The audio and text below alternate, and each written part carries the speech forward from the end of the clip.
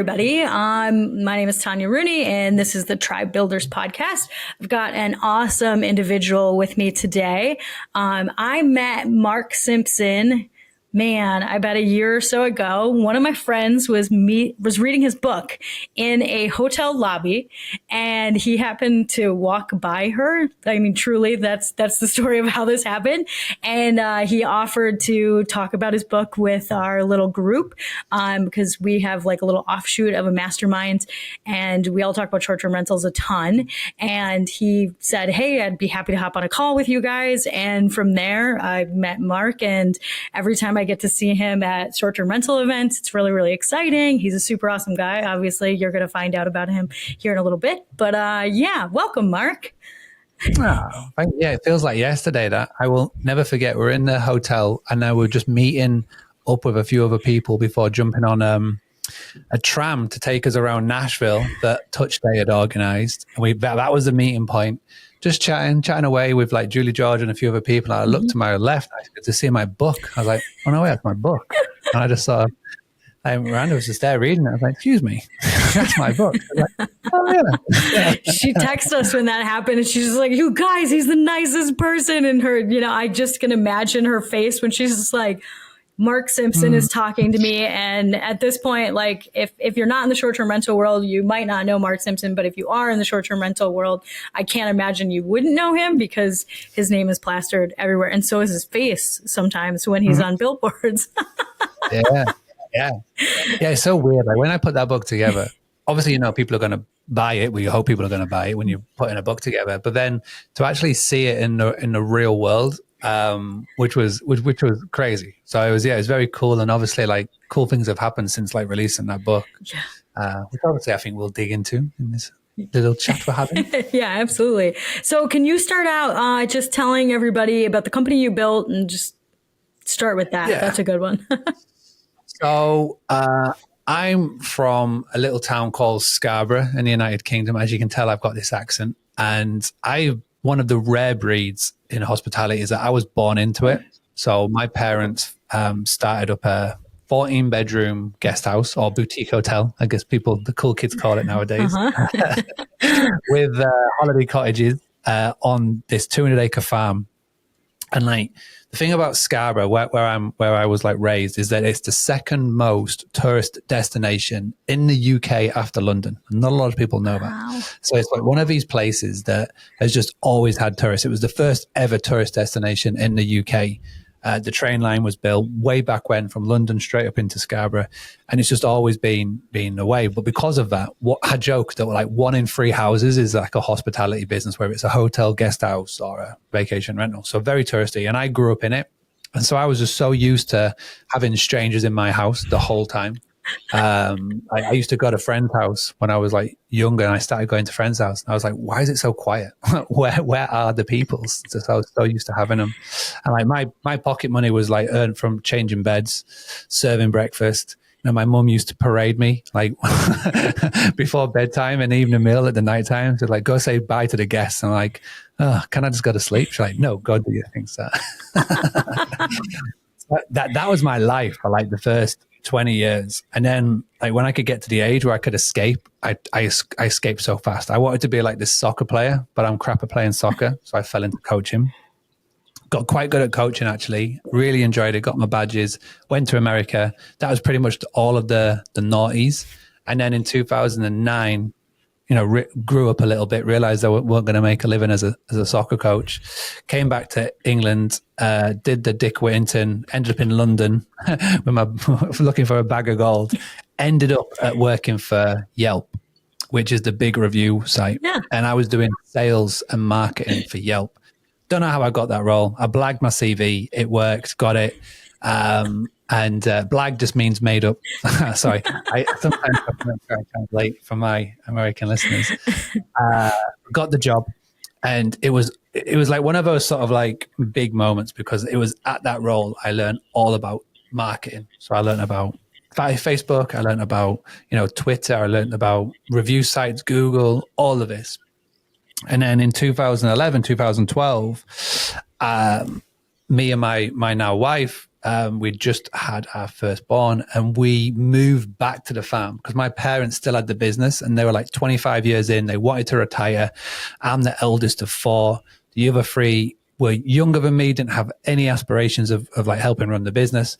But like me and my wife were in a different sort of mindset. So yeah, let's go for it. And so we came back into it, and it dragged me back. I was back in working full time, changing double beds, bunk beds, dealing with guests and questions. And, but I loved it. So my main role was making sure we could take this 25 years worth of offline, because everything was offline, like including bookings were done in a book, right? Mm-hmm. There was no digital anything. It wasn't a digital like guidebook. Talk about touch day, none of that. Like bookings were literally scribbled out and like moved and stuff like that. It was crazy. So we had to take all of that and put it online, which we did, and it went really well. The skills that I learned at Yelp, put it into this business, and it sort of like ballooned. So like TripAdvisor, this is when TripAdvisor was a thing. We're a top 3 on TripAdvisor, which was cool because of like that offline word of mouth that we brought online, and our awareness grew massively. And we're always sat at about 70 to 80% direct bookings. 20%, 30% were coming from booking.com, Expedia, and then this little upstart called Airbnb was starting to get popular around about then. And then in 2016, I went to a hospitality networking sort of event in my local area. And it was at this place that I sort of chatted to other hosts, and I could just feel and hear their pain points when they talked about marketing. When you're working on a business, and I'm sure everybody listening to this will be able to relate to this, when you're working on a business, you're in your bubble and you just naturally assume that everybody's doing what you're doing. Mm-hmm. And it's only until I took myself out of that bubble and I chatted to other hospitality hosts that I realized, well, hang on a second, no one really knows about email. No one really knows about SEO or Facebook or how to even like play with the algorithms on these OTAs. And so, stupidly, naively, I just sort of said, well, I can show you. If anybody wants any help, I'm more than happy to. I finish evening meal, come round, and like 5 people put their hand up. And those are the first 5 people I ever taught in 2016. I went to the local tourism board and I said to them, listen, what help and advice and guidance and funding and money is there for these hosts? And they said, nothing. We have got nothing. And so I thought, well, sod it, I'll create something. I created something called the Facebook group, the Hospitality Community Facebook group, which is still going to this day. And I'll be honest, when I first started it, it was just for Scarborough, just for Whitby, just for my local area. But the thing about Facebook is that if something works, the word of mouth will spread quite quickly. Mm-hmm. And so this little community of just Scarborough and Whitby people, I suddenly had people wanting to join from Scotland and from like London and Devon and from France and Germany and then America and Canada and Australia. And before I knew it, we had 1,000 people in that group. And all I was doing was showing up every single day and just giving help and advice and answering questions and giving like tips and tricks. I created things like the Monday check-in, the Tuesday rant, the Wednesday, Thursday social, and we still do it 8 years on. That's the exact same structure, and that was the sort of the base of it really. And about a year later, I was saying to my wife, I'm answering more questions in my inbox from hosts than I am guests. Like, this is bananas. Like, my day is taken up mostly now answering other hosts, and so. I thought, well, let me just put everything that I do down and I'll just loom it or Zoom it or whatever, record myself doing it, and I'll put it on like a coaching program. And I found this thing called Thinkific. I joined a load of Facebook groups that were like business and entrepreneurial based. And I joined them and I asked tons of questions. And I did this thing on Thinkific, and I went back to the community and I said, right, I've done this thing. I've just recorded me doing everything. I need 5 people to test it. Who would like to test it? And I just put, we'll just put like a low beta price of like $100, one-time fee. And again, 5 people put their hand up, and those are the first 5 other people to test Boost, what is now known as Boostly.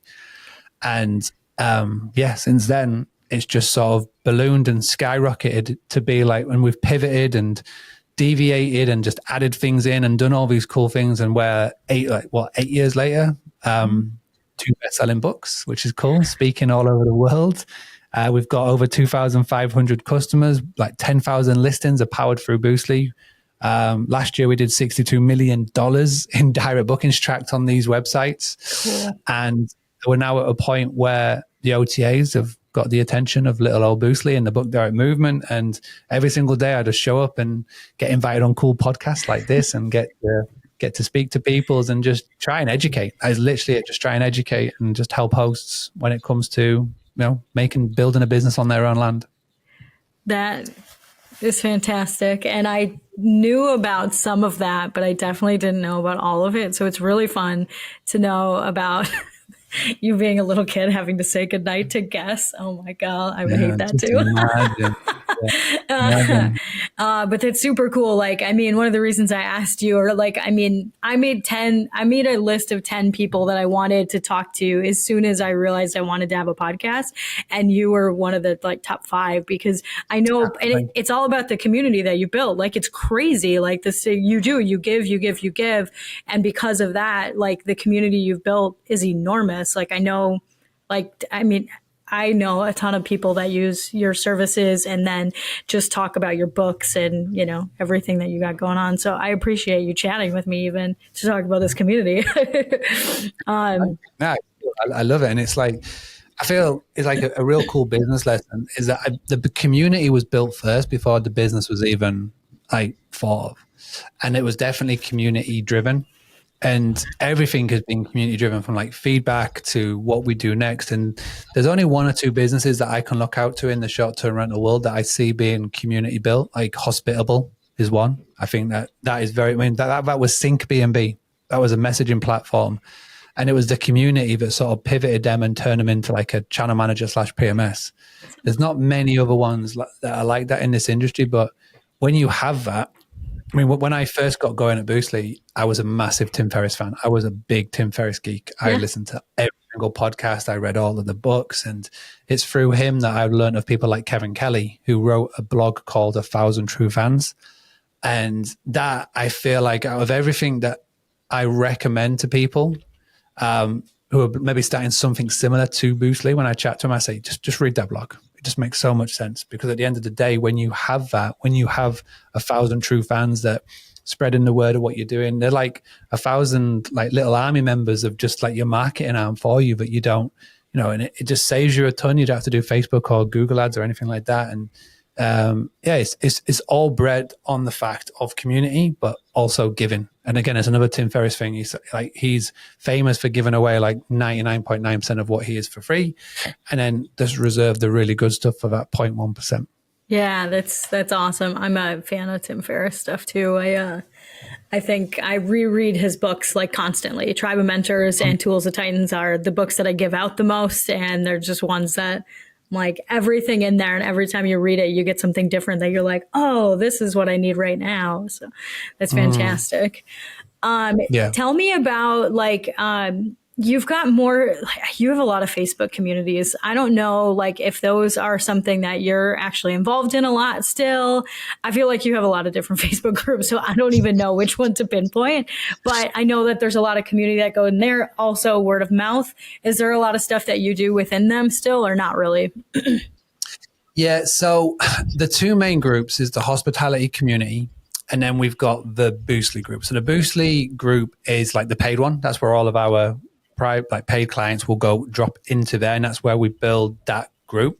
The hospitality community is about 8,000 people that are in there. I mean, that group could quite easily be 20, 25,000. I'll tell you what we do in that group, which I haven't really said anywhere else. So this is like cool to reveal it on here, is that every single month I've got a member of my team, of the Boostly team, and they go in and they remove inactive people.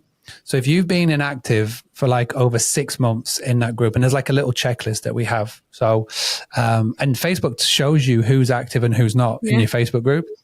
So we go through, and if you've been inactive for 6 months and then you've not liked, commented, or joining a group, basically you're a lurker, then we just remove you from the group. And this is why we've got an engagement rate of 92% in the group. Whoa.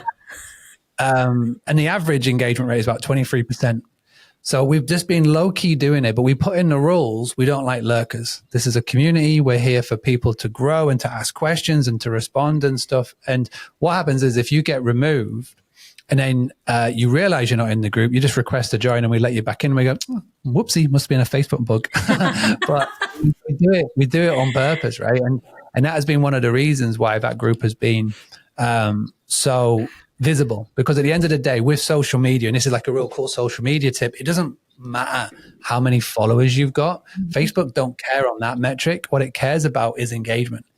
If you've, say, got 100 followers on your Facebook page, but every time you post, say 60% of them, so 60 people are engaging, Facebook are going to make sure that you're right at the top of the feed every single time.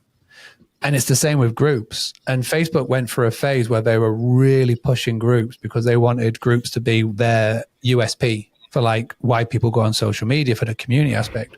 So groups were always at the top of the feed. And so I realized this, and this is one of the reasons why so many people were getting aware of the hospitality community. Those are the main two groups. Every now and again, I do like 5-day free training or challenges or etc. And I'll create a Facebook group around that. So yeah, there are a lot of Boostly groups around the world of Facebook. And obviously I've started up some sub ones like the book club, Boostly Book Club, which is really cool. And that's not as active as it was, but we still post up every now and again what books you're reading, etc. Because I do love a good book. The camera doesn't show it, but to the side of me, there's a ton of books there, and there's books on the floor in my little office. And yeah, we've just started a new one called the STR Collab, which is a cool group, which is Maddie from Mount, Arthur from Stayfi, Jeff from Host GPO. We came up with an idea of putting a group together that really focuses on hosts that are from property 1 to property, let's say 20. Because when you're up and running, it's really hard to know who to go with in terms of tech stack. So I thought, let's put this little group together and see what happens. So every month we meet up and we do a Zoom call and go through the latest news and stuff. So that's been cool to start off. That's awesome. I think it's cool because, again, like you get more people engaged, like even people that are in these bigger companies and corporations that help us as short-term rental owners. I feel like you engage them and you just rile everybody up to like, hey, let's do this. And I think there's a lot of people that follow you, which is super cool. Yeah, I mean, very lucky. I do like to be a connector. I do like to connect people. It's stemmed back from being at school, you know, when there was that person that was organizing something, I'd like to be the person organizing it and just like connecting people together. And it's the same now with this, is that I'm very fortunate that I can sit at different tables in this industry. I joke that I'm known in the LinkedIn crowd and I'm known on the Instagram crowd. So it's like for both sides of the industry. And so when there's some big news that needs sharing, or if there's like something that's going down, or there's a meetup or something, or there's a podcast idea or whatever, I'm thinking, well, it'd be really cool to get some like a representation from a property management software tool. It'd be really cool to get somebody together from here, or I'm putting on a virtual summit. I can just open up the black book and just sort of bring people in, which is, you know, I love doing it, you know, and just sort of like not having Boostly at the forefront, but like really making other people shine. I love nothing more than that. Yeah. I think you have a talent for that, honestly. So it's pretty fun. Like I enjoy saying I love Mark from Boostly, and mainly I'm just like I love Mark Simpson because it's cool to watch people that do stuff like that with our industry, and it's really fun. So, okay, you've built a super cool community, and I like to ask people about you know, some of the things that are behind the scenes that not very many people know about, because we don't technically talk about them all the time on Facebook and Instagram and all of that. So can you tell me about self-limiting beliefs, and if you happen to have any? Yeah, I mean, I do like to be transparent. I think I've started doing this thing since the turn of the year called a week in the life posts on social media. And I started it because what I wanted to do this year is I wanted to remove all social media from my phone. I got into that sort of content creator routine where you're thinking, I've got to post something every single day. I've got to like do something on Instagram stories or something every single day. And I didn't like it. So I thought I just could cut it out. But I obviously know that you can't just disappear from social media. You got to actually be visible, because otherwise if you disappear, then you get forgotten about. So instead what I do is I do a week in the life post. So every Friday or Saturday morning, I will download the Instagram app, the Facebook app, the LinkedIn app, and I'll put together a post of what we've been going on that week. And it is like really transparent. I share the wins and I share the low points as well, because I wanted to document it for the whole of this year. Because I think that this year is going to be a pretty big year for like Boostly, for the family, and for all those, everything else in between. So I want to be able to look back at it in December and go, and let's just check out what happened on week 12. And with that, there are the good things that happened, the bad things, like when we had to sack people. Like last week, I got caught up in this stupid thing where I put up, and again, I like to put funny things on the internet. I like to do meme marketing. And I was on this really cool panel with Arthur from StayFi, Jasper Ribbers from Overnight Success, and Conrad O'Connell from Build Up Your Bookings. It was all about a direct booking panel. Mm-hmm. And I jokingly put on LinkedIn a screenshot of that panel saying, name a better looking panel, I dare you. Tongue in cheek, you know? Yeah. And somebody saw that, commented on it, and put about how there was no females on the panel. Mm-hmm. And then took that post, put a post on their own LinkedIn, and then just went even further and deeper on it. Mm-hmm. And, you know, I wasn't going to say out, but then I thought, you know what, I'm going to say something. And so I put a post up on this last Saturday. And, you know, for those that are watching way in the future, go back and check out week number 19 on LinkedIn, Facebook, etc. Instagram, you can find it and you'll be able to see what it's about. But I let me know my thoughts on it. And, you know, before I hit post, there was a part of me that was like, don't do it, don't do it. But I hit post, and it's the best thing that I did, because the amount of people that reached out in the comments, the people that reached out via email or via DMs, just to share like their feedback and things like that was fantastic. So yeah, I am very transparent. I do share the good and the bad. I don't believe in just having the highlight reel on your social media like other people do, because that's not real. And I do like to be real. And I do think that that is one of the reasons why the community of Boostly has grown so much. Mm-hmm. Limiting beliefs. I honestly still can't believe that people want to listen to a little farmer boy when it comes to all these things. You know, because what I talk about, and people keep saying to me, like people go, oh, that's so simple, but yeah, I never thought about it. So I was like, I know that the things that I talk about aren't like earth shattering. I'm not like reinventing the wheel. And so with that, you know, you do sort of get those moments. It's like, well, you know, how long is this going to last? When is there going to be like a bubble burst and people go, oh, he actually hasn't got a clue what he's talking about. So that's just natural, right? And that just happens all the time. I still, Boostly now, and bearing in mind 8 years ago, it was just me behind a computer desk in my kitchen. It's like juggling it around breakfast routines and school runs. Boostly now is just shy of 60 team members, like people behind the scenes. Wow. So that's 60 families, that's 60 people to feed. That's like 60 like people who are like reliant on Boostly for their monthly income. And I still believe that I haven't got a clue what I'm doing. And I'm very fortunate that I have, I've never really been part of masterminds. I've never really been part of inner circles, outer circles. But I do read a lot of books. Like people ask me like, who are your mentors? And I don't really have a mentor, but I do look at people like, you Noah Kagan's, your Tim Ferriss's, your Mike Michalowicz's. Their books and their podcasts have just sort of come around in my life when I've needed it the most. Like Clockwork, for example, by Mike Michalowicz. I got to a point where Boostly was just shy of 20 team members, and we had nothing written down. We had no SOPs. We had nothing. Mm-hmm. And you know, that book was amazing because I was able to put my whole team through the training. Well, on the back of it, there was a training program called Run Like Clockwork that he obviously was like partnered up with, and a lady called Adrienne Dorison like founded it and run it. I mean, it was surreal. It was so good. I even got Nettie and Sarah on it from Thanks for Visiting, because I was such a big fan. I was chatting to them at Nashville. I was like, oh man, you got to do this. This thing is so good.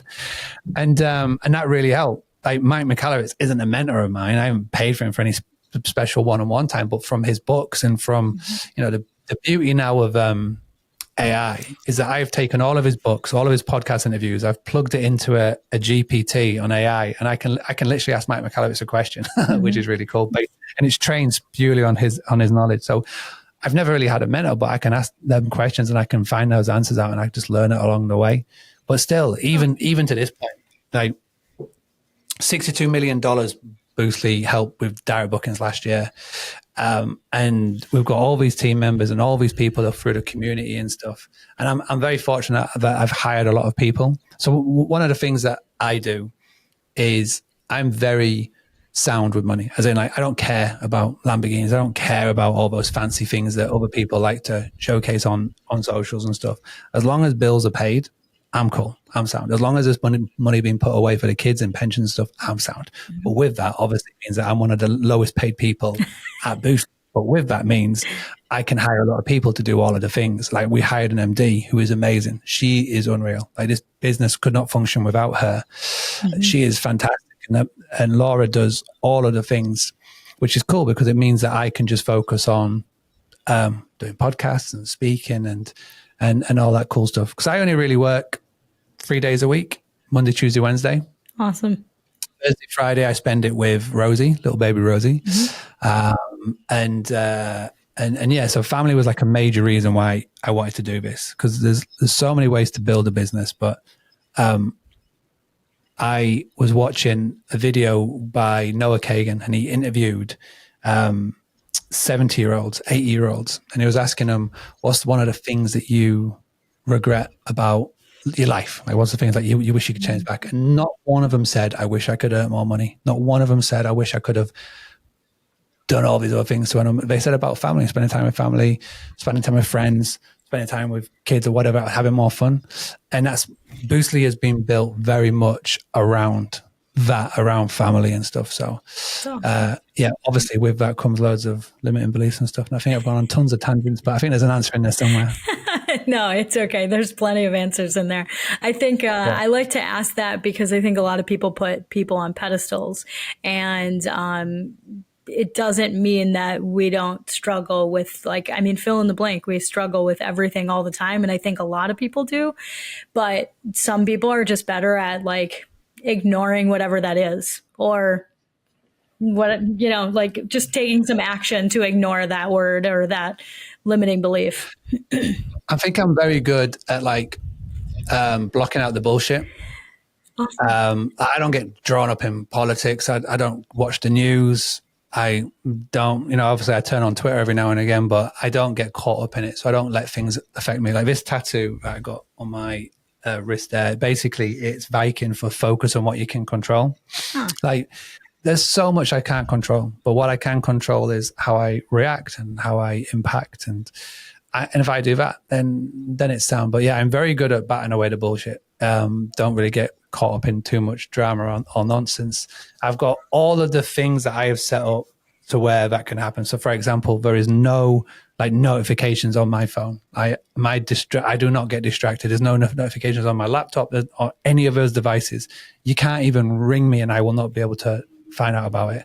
So it's there's only one person that can get through, and that's Laura. So when Laura calls and the wife calls, I get that notification. Mm-hmm. But with that being said, is that because I only work a small amount, probably about 20 hours I will work.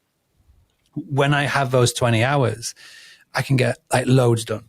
And it's got to the point now where I've been able to sort of delegate and outsource a lot of what I do, about 95% of what I do. So it's the point where I'm looking for stuff to do, which is like a blessing, a curse. I got to learn to sort of go, right, well, I've done that, so I can just chill out. But I think my brain, it's fine-tuned in hospitality. There's always something to do. I've been around hospitality for too long, but always in hospitality, there's always something to do. There's always something to change, fix, sort, back end. But yeah, I think that's amazing because so many people are, like, trying to build this lifestyle, like a lifestyle that exactly you said. And it's similar to the lifestyle that I have, is just, I don't want to work that much. I want to hang out with people. I want to see people. I want to make some money, and real estate is totally my vehicle for things like that. But I would rather build the life that I want to live, that I want to do every day. I want to keep saying I have the coolest fucking life. And I feel like you do a pretty good job of saying, like, I have a cool fucking life. I know when you travel for events, you bring your family on the back end of those events, and then you guys go and hang out for a week or two. And, like, stuff like that is the reason that you've worked so hard. And it is weird weird to get to the place where you actually can do that. And you're just like, holy shit, am I supposed to do this? It's almost like you do all this work to get there. And then you're almost self-sabotaging just in the way that you're like, oh my God, like, does anybody know I'm not doing anything this week? Is this okay? But when you're in charge, it is okay. And it's crazy. Well, there's different responsibilities, right? And I'm at the point now with Boosty that I guess my title is CEO. And what I need to do is I need to be planning for not only next week, not next month, but next quarter, next year. What does it look like? How will it look like? How do we get there? Like, who do we need to bring in? Like, what do we need to sort of change to get to there? And it's just a different way of doing things. And, you know, when I was first getting started, I would have thought Boostly would have evolved to that. I would like read about, you know, Bill Gates going for like a week away and just read. And I'm like, read for a week? How can he manage that? But it's like, you know, you get to the point in your business where you hire the people and just get out of the way. Like, hire good people, get out of the way. And when you do that, it does sort of elevate you to be able to do that. And I truly believe, and I definitely want to test it out. The whole premise of Clockwork is that you take this 4-week vacation. Yeah. And you basically get to the point where the business is ready that you can just walk away for 4 weeks. And I've been too chicken to properly do it. But we are going away in August. We've got a camper van and we are basically driving around Europe in a camper van. And I really want that to be the month from like the 1st of August to like the 23rd of August that I'm able to properly do it. I think I can do it now. I know I can do it. It's just that I'm too much of a dickhead to go. Is it me? Like, can I properly step away? But this is the beauty of a camper van, is that when you do it, you are literally just back to basics, just driving from here to there. You can't guarantee you're going to have a phone signal, never mind a Wi-Fi signal. So the best opportunity to do so. That's awesome. I can't wait to hear how it goes, because I know you'll put it on social once you get back. I got to do my week in the life somehow. You're going to take a break for 3 weeks. Who cares? I have a buddy that actually got rid of his phone. Like, he's the CEO of a few different companies, got a mastermind, and his goal was just to get rid of his phone for like a quarter or something. And he was pretty successful. I don't know if he ever did like anything about that, but truly it's kind of similar in the fact that, like, hey, I don't need to be here all the time. One of my big life hacks from last year is I got this. So this is the work phone. So every like Boostly number, the one that's on the internet, is on here. There's nothing else apart from like WhatsApp on here, truly and simply. And in my iPhone, which is my main phone, I got a new SIM card. Nobody has that number. Like, literally, Laura has it. My mom has it. That is it. And so when I leave the house, there's no way to get hold of me. There's literally zero way to get hold of me. On my iPhone, again, I've got no apps. There's no email on there at all. Awesome. I got screen blockers. So again, I can't even just go and like try and sneak in the back way and stuff.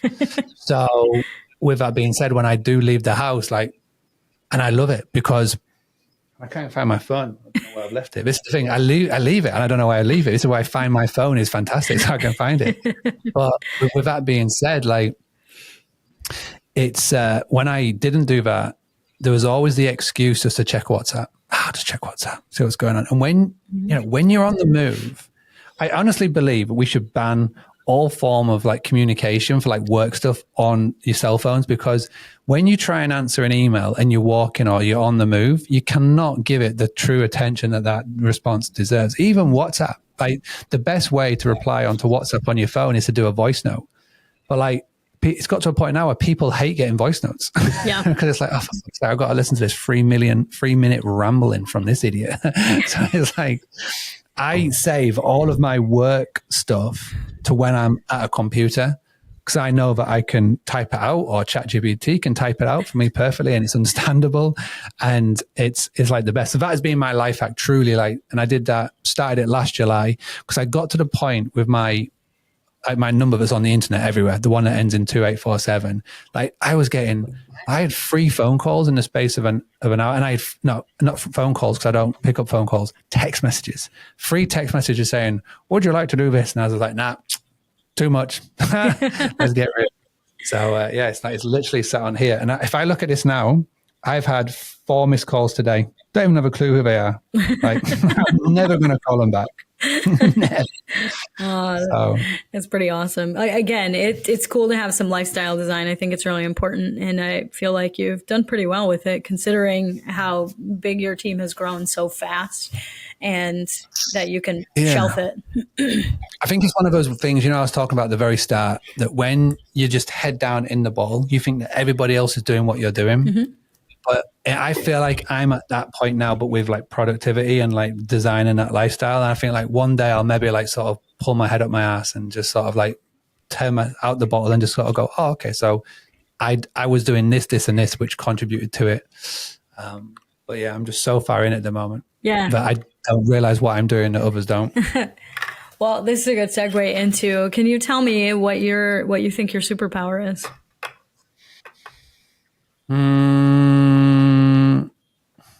I think the connector part, being able to connect and to be able to bring people together is pretty cool. Blocking out the bullshit, definitely. I can do that very well. Wait a minute, the connector part. When do you feel like you realize that this was like unique to you? And that not everybody does that kind of stuff?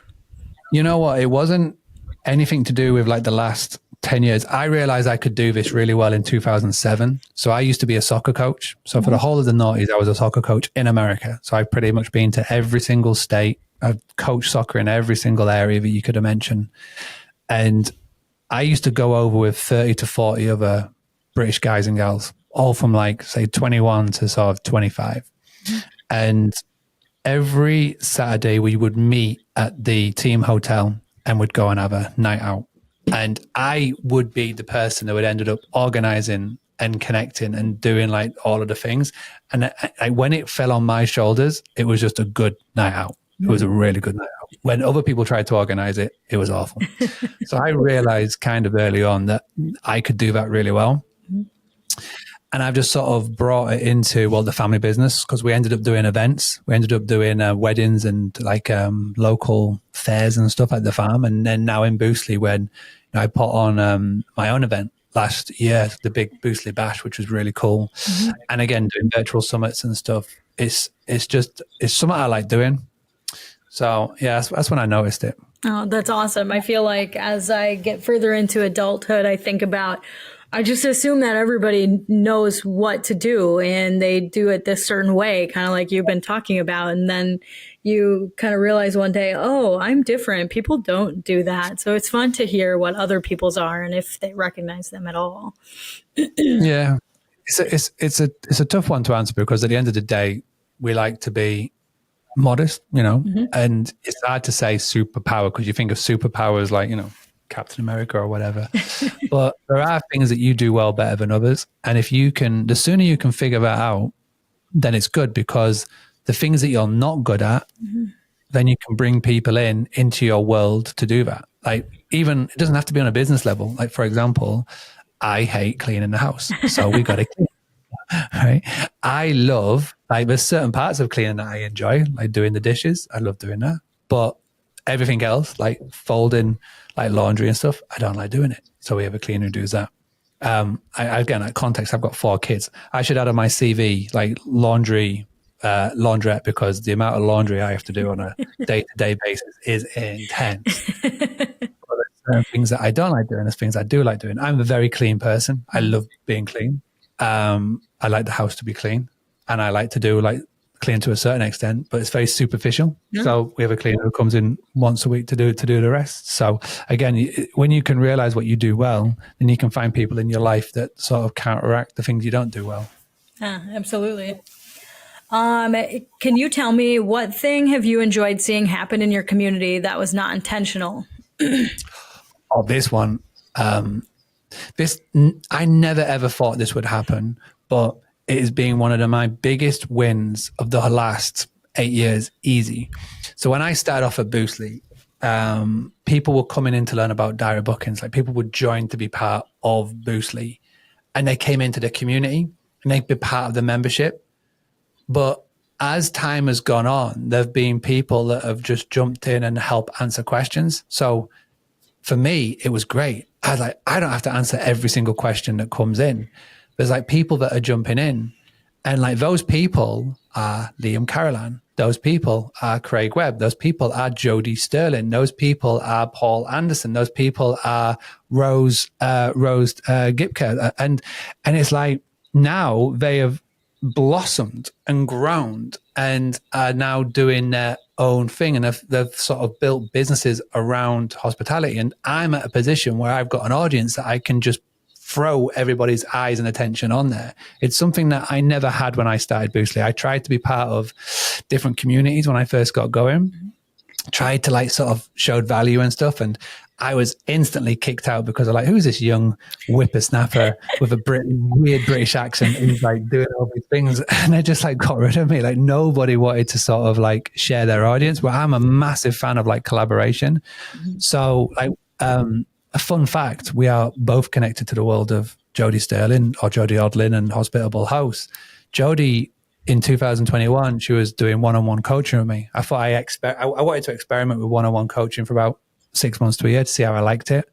And Jodie was one of the first people that I was doing one-on-one coaching with. And it was in September 2021 where she said, I've got this idea for a book. And I was like, go on. And she said, it's all about stories. And I was like, you know what? Phenomenal. Here, let me introduce you to Julie George, and the rest is history. So that's like literally how that project got going way back when. And like Jodie, she was just unreal. And I was able to just keep connecting her with people, and she utilized like Clubhouse like no tomorrow, and really got that first book. It was so hard for her to get that first book up and running. I know how hard it was because I was like sort of behind the scenes watching and like sort of being a cheerleader. And then once book number one launched in Nashville, it was just like a home run from there.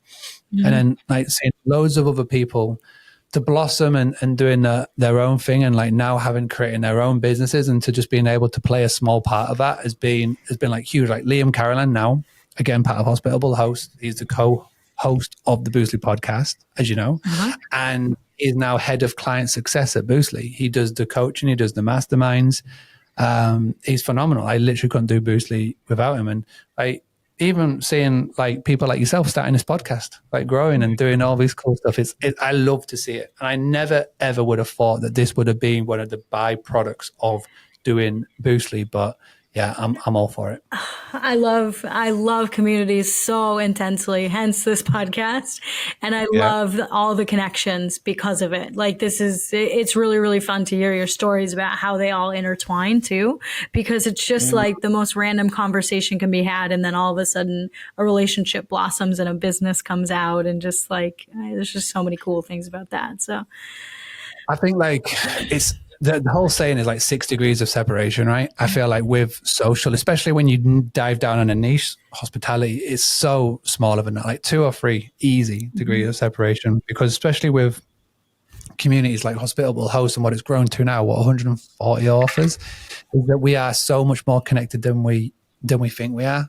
And the cool thing is now is that if anybody in our community needed help, whether it's through whatever that may be, somebody will be able to help them either directly or indirectly. So community is everything.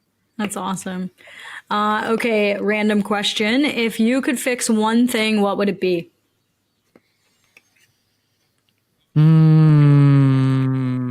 I intentionally leave this very open-ending because it can be big or small, personal, global. I don't care. Fix right now. Well, if you could fix the 1-year-old and sleep, that would be really good.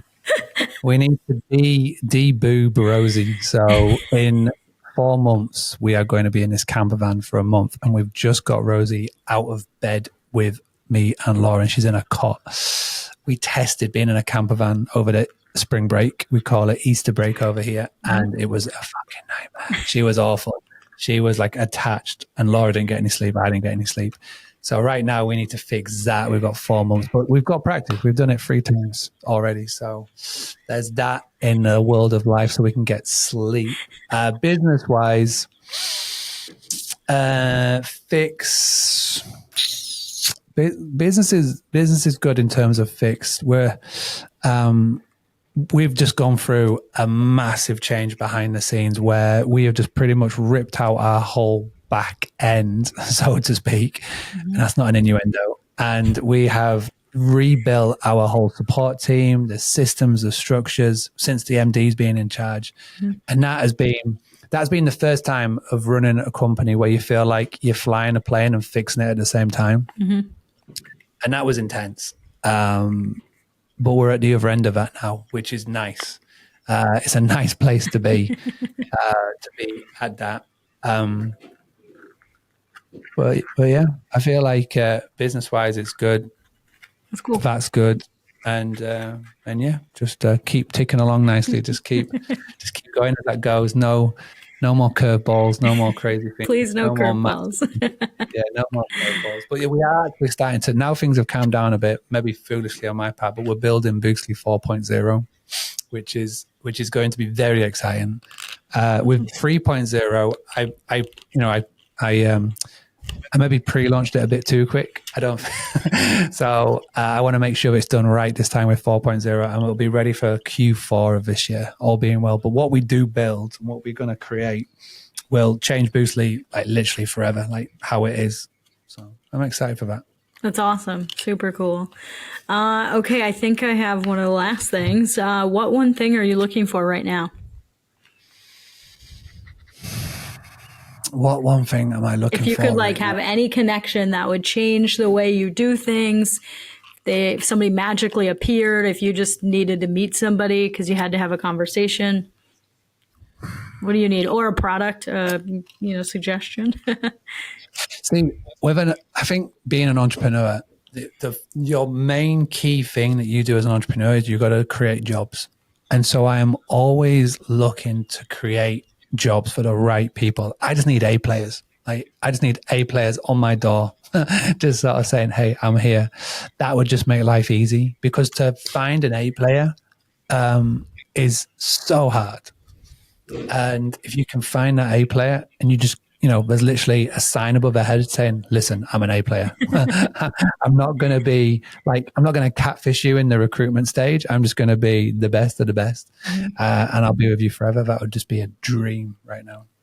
Awesome. So if anybody listening has any A players that need a job in web development or project management or sales, yeah, all of the above, really. We just did something really cool where we created a client success team at Boostly, which is cool because it's made up of Boostly members and hosts, which is really cool. And we are just in the process of bringing in new project managers. And these project managers are Boostly people. So Toby Dorey, fellow hospitable host, he is one of them, which is cool. And so that has been really cool to be able to do that. But yeah, just A players. If you are one, or if you know one and they want to do something cool with direct bookings and Boostly, then yeah, just send them my way. Yeah, definitely. I'll, if anybody that knows me has a connection, let me know. I'd be happy to get you in touch with Mark.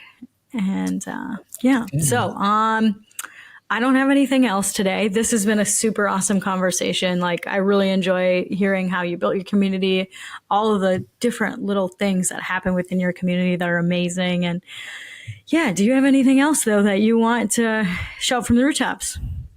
I think we've covered pretty much everything. It's been lovely. But it is getting close to 10 past 10 at night. So my eyes will probably fall. But hey, if anybody wants to know more about Boostly, boostly.co.uk, do not go to .com, because that is a SMS service for restaurants. We're not that. But a boostly.co.uk. It is funny how many emails we get for support for boostly.com where they're going, I need to get this, I signed up, and I'm like, dude, it's not us. It's not us. Boostly.co.uk would be awesome. And then yeah, just come and say hi on socials, Instagram. If you want to see those Week of the Life posts, Facebook, Instagram, LinkedIn, it's a cool place. Yeah, come and say hi. Awesome. And it's Boostly UK, or is it just Boostly? Boostly.co. Oh, on the socials. Socials, on the socials, it's Instagram is Boostly UK. And then, to be fair, just Google Mark Simpson Boostly, and my face comes up a lot. Everything will come up a few times, actually, over. Yeah. And it'll be in the show notes and in our Instagram post, too. So, Mark, I appreciate the time tonight. This is fantastic. And you're a super champ in the short-term rental world. So I appreciate the time you got to spend with me. Thank you very much.